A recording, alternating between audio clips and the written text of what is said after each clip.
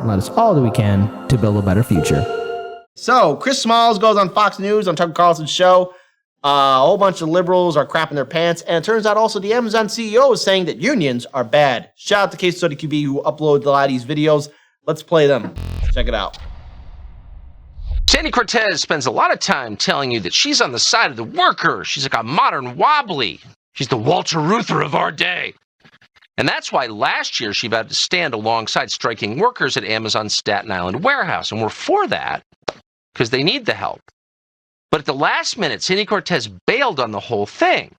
And that infuriated labor organizers who just won a big vote to unionize at the Staten Island facility. Now, Amazon is stepping up its effort to crush the union. Amazon has just banned words like union on its employee chat app. Christian Smalls is a union leader at Amazon, and we're happy to have him join us now. Christian, thanks so much for coming on.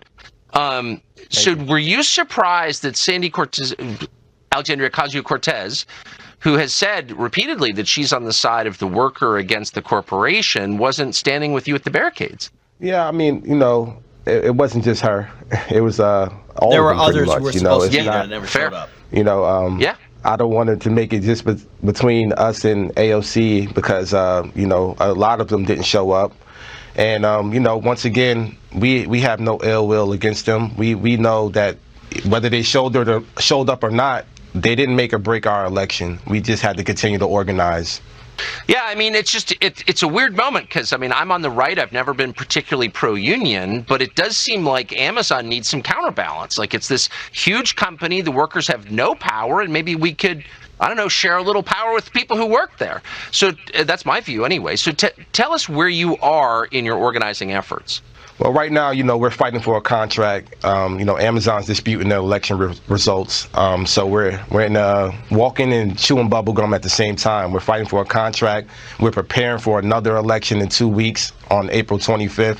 We're going to be voting at a second location directly across the building that we just unionized. So we're in the thick of a fight right now, a legal battle. And, we just have to stay grounded and pretty much begin our campaign all over again. You'd think that Amazon would be open to a union, wouldn't you? It's a very progressive company. Why do you think they're trying to thwart you from organizing? Amazon hasn't been unionized in this country since the beginning of its existence, and they're very anti-union. They created a system that hires and fires people. They created a system that they have full control of the working people, and having a union obviously brings representation for the workers that'll benefit the workers at the bottom, like myself, hourly associates, entry-level workers that don't get the right to negotiate. So forming a union gives us the right to collective bargain with the company, form a contract to protect ourselves. So that's exactly what we're trying to do with the Amazon Labor Union. We're hoping that we'll be a catalyst for something that'll take place nationwide. Well, I certainly am rooting for you. Maybe if they throw some more woke slogans at you, you'll forget you can't feed your family. Right. Christian, I appreciate your coming on. Thank you very much. Absolutely. Thank you for having me. All right, so there's a couple of things to take apart. I didn't want to interrupt Chris Smalls as he was speaking there. Now, I talked about this on last night's live stream, where, again, Chris Smalls, he was mentioning, look, it wasn't just AOC. A lot of these progressive lawmakers in the House didn't show up. It's not about them. It's about the workers who put themselves on the line to make sure that them and their colleagues are protected. And Tucker Carlson's point when he was saying Amazon's the most progressive, let's have democracy in the chat.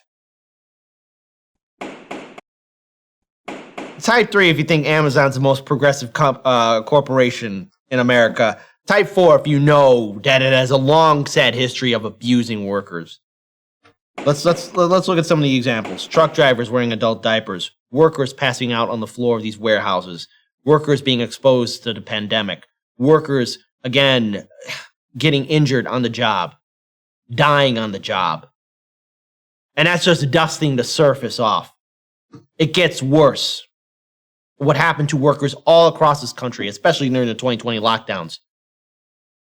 And yet Amazon has done everything it could to derail the union movement. If they were so confident in being so progressive, they wouldn't have to rig any of those votes when the workers want to form a union. Do you think they'd be confident enough in their ability to provide for the workers, which they don't? So I want to pull up this next video from Case Study QB. And where the Amazon CEO now, these just came out, saying that unions are bad. You just can't have them. It's bad for business. Amazon's not progressive. They're not our friends. And remember, a lot of the corporations that buy Republican lawmakers also buy Democratic lawmakers too. We covered this in the first segment of the show.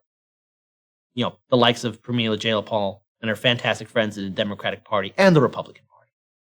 Because they want to do everything they can to make sure that workers keep on working at slave wages. Let's play this video. Well, Amazon CEO finally sharing his thoughts on the historic union vote on Staten Island. Warehouse workers voted for the first Amazon union in the country at the beginning of this month. Well, some workers say it came from the stress of working in the warehouse during COVID. CEO Andy Jassy sat down with CNBC to talk about the current state of the company. He said if workers have an issue with the company, they should sit in a room and discuss it instead of going through a union. That type of empowerment doesn't happen when you have unions. It's much more bureaucratic. It's much slower. I also think people are better off having direct connections with their managers. Now, Amazon claims workers were intimidated to vote for the union, but an attorney that represents the union calls Amazon's claim, quote, patently absurd. Well, Amazon CEO... All right, let's pause it here. So there's a couple things to take away. Let's have another thing on democracy in chat. All right, this one's going to hit home for a lot of people. Type 5, if you could, if whatever job you're working on, you could openly talk to your managers about anything, about especially what's happening on the floor. Type 6, if you knew better not to do that, because the manager would make your life that much harder at your job. That whole idea of, oh, just talk to your Amazon manager and things will be fine. That's not how it works. That's not how it works at all. Let's pull up this next video from Case Study QB. Talking about spinoffs. Obviously, you've heard speculation for years now about whether certain parts of Amazon should get broken up and spun off, either for regulatory reasons or even economic reasons. How do you think about that? Well, did John Fort put you up to this? He did not. He did not. Oh, look, pause. John asks me this every time I... Notice again, this is MMBC right there. He's like, did John Fort put you up to this? He's like, he did not. No, dude, show your fucking backbone. What's wrong with you? Don't do that. Oh, he did not. I never did an interview like that. I can name so many other independent media journalists that don't act like that. Oh, no, he did not. Let's play it again so people see that. Look at this. Put you up to this? He did not. John asks me this every time I see him. But, I think that you always have to decide, when you're going to choose to spin something, why you'd want to spin something off. Typically, it's when... when companies need more money to be able to invest in a particular business, or if they want to get something off their balance sheets and their financial statements, we just don't find that to be the case. Our consumer businesses have a lot of connectivity between them. We were just talking about an example of that with Prime Video and in our retail business. And, in the case of AWS, we haven't had any issues with respect to being able to fund that business the way it's needed to be funded to grow. So we just haven't found a compelling reason to do so. Okay. So again, you're hearing that. He's just following the marching orders from his daddy, Bezos. Again, Bezos built that corporation up, and Bezos could have had numerous opportunities to provide for his workers. But instead, what did he do? He wasted it in all time to send a rocket that barely got it all the way up. Again, let's look at the track record of abuses. Case in point, we talked about this in Harlan's Media. It's here in Illinois. There was an Amazon warehouse facility. There was a huge tornado heading towards it.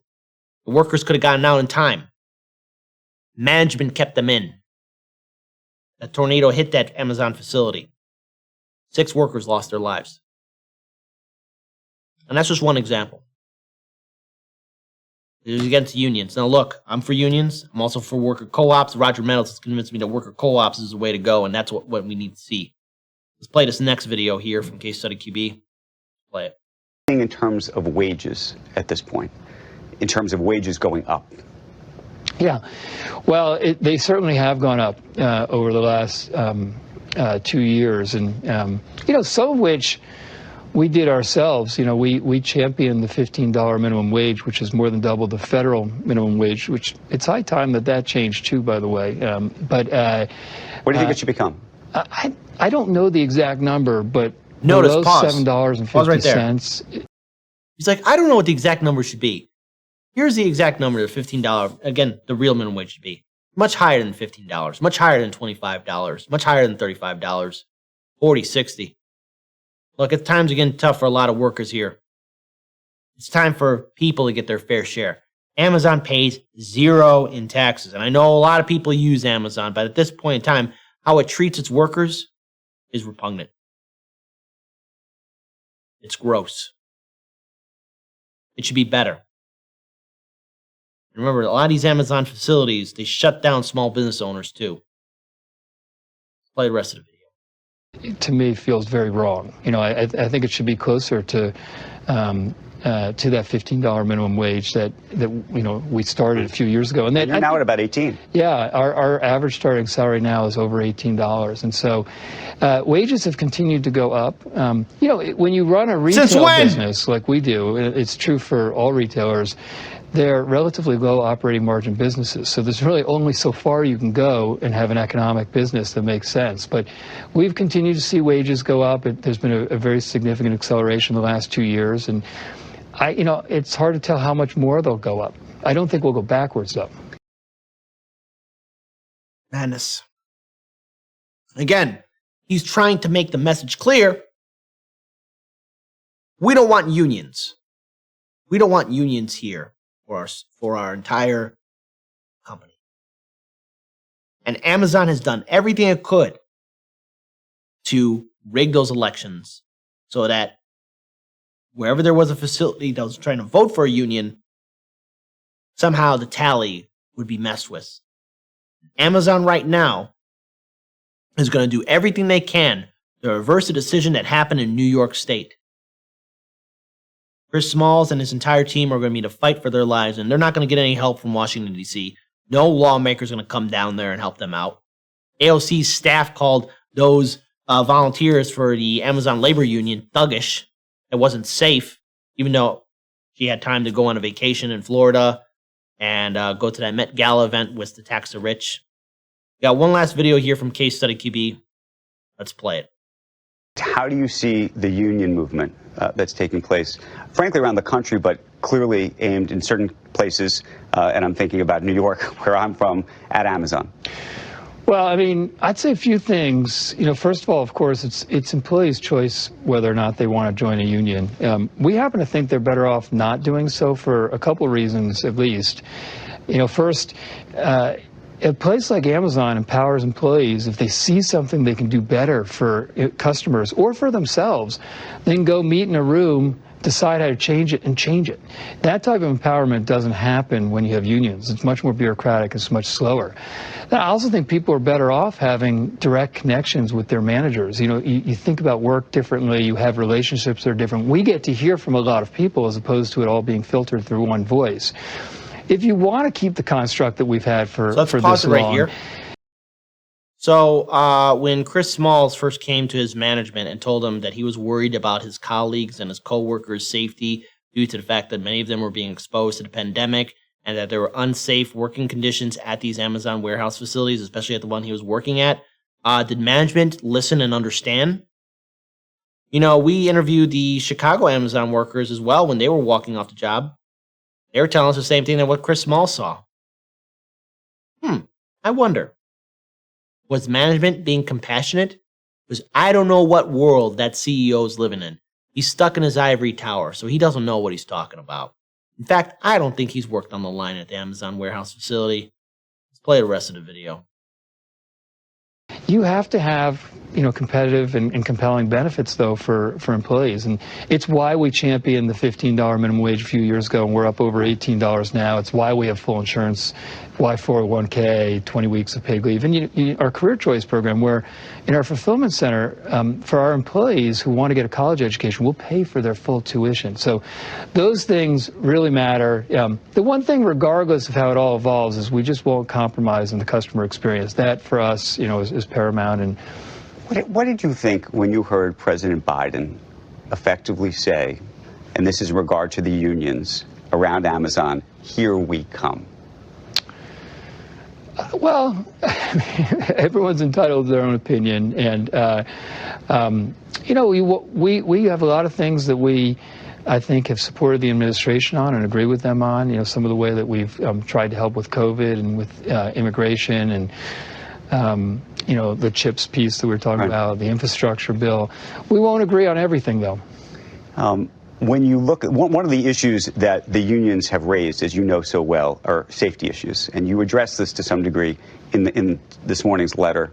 But I'm hoping you can speak to it because there was some data out just about two days ago that seemed to suggest, and this was data put together by, I think, some of the union advocates, that there were more, even double, the number of injuries at Amazon facilities relative to their peers. Well, look, there's a lot of ways you can spin this safety data. And let's pause right here. Some special interest. There are no injured workers in Amazon. Don't worry about that. To all the workers, please just get back in your little wage cage and start doing all the little button pushing and grab the boxes so you can grab more boxes. Put them in the truck. Make sure the truck drivers are wearing their adult diapers. Hey, don't take a break. What? You need a minute to take a leak? Leak in a bottle. Oh, yeah, that's the thing that's happening in Amazon. Where workers don't go to the bathroom. They drop trow and wherever they're working at, take a dump or a leak, and go right back to working. Hey, Amazon. Brilliant, right? Human dignity right there. It's a story that's been ongoing and it's been repeating itself a lot. So you can understand why people are demanding unions because of these unfair treatments that are happening at these Amazon facilities. Play the rest of the video if we can. Interest folks like you're talking about with this case will do it for their own interest. So that data is not really accurate. What I would say is a few things. First of all, for anybody that hired a lot of people during the pandemic like we did, and there are plenty of others who did as well, their incident rates, their recordable incidents, which is what OSHA asks everyone to report on, went up in 2021 versus 2020 because you had a lot of new people. In our case, we hired about 300,000 people just in 2021, most of whom had never worked in this type of manual and industrial space and who had to be trained. And all the data we have says that the incidence of injury in the first 6 months is always much higher than thereafter. So you have a lot of new people. Pause it here. Right. You'll have gotta more. pause it here. You gotta love the little spin. Oh yeah, so we hired some people who just never worked in this kind of environment before. So yeah, that's why people got hurt. It isn't just that this happens all the time. We just hired people that just didn't know what was going on. We hired people that just whoops, they had an oopsie in their little wage cage, and now they're severely injured or dead or exposed to a dangerous virus. It's not our fault. Look at our numbers. Watch me do a little whirly spin. There you go. All right, let's play the rest of it. But that said, if you look at the injury data and the safety data, for us, we have a few macro areas in which we do work. We have what OSHA calls warehousing. We have what OSHA calls messengers and couriers, and then we have grocery. And if you look at the industry average versus our numbers, we're a little bit higher than average in warehousing. We're a little bit lower than average in both messenger and couriers and grocery. So we're about average, which, frankly, I take no solace in. We don't aspire to be average. We're trying to be the best in the industry, and it's why we're spending. We spent about $300 million on safety last year alone. We have about 8,000 people just working safety, and we're trying all sorts of things and working all sorts of things. We have a rotational program we built where we've built sophisticated algorithms that try to predict when somebody's doing something too frequently and rotate their jobs and rotate what they're working on. We have wearables that we're investing in that send haptic signals when we believe you're making a dangerous movement. We have okay, let's pause it here. I'm not going to expose anyone more to this. He's giving you a word salad. That's what he's doing. So already you know what that slimy scumbag's going to do. He's going to do everything he can to derail the union movement. Kristen Smalls and his team need to be ready for a fight. And you know what? I'm glad he went on Tucker Carlson. I'm glad he's going on all these different media platforms. Independent. I'm glad he went on Fox News to get his message out there. But when he needed help, especially from the progressive lawmakers, they were nowhere to be seen. AOC was too busy and too scared because of security reasons. The other progressive lawmakers didn't show up. Let's face it, the Congressional Progressive Caucus, the Democratic Party as a whole, they don't care about workers' rights. This midterm election cycle, they're going to kind of say that they do care because they want you to turn out to vote for them. But break away from it. Takeaway from this story is this. Support unions, support worker co-ops, and it's time for people to build movements and organizations outside the influence of Washington, D.C., because no one from Washington, D.C., be they in the Democratic Party or the Republican Party, give a damn about you. And corporate media is going to do everything they can to cheerlead. Their favorite corporate masters, of course. Had to do a little dramatic pause there.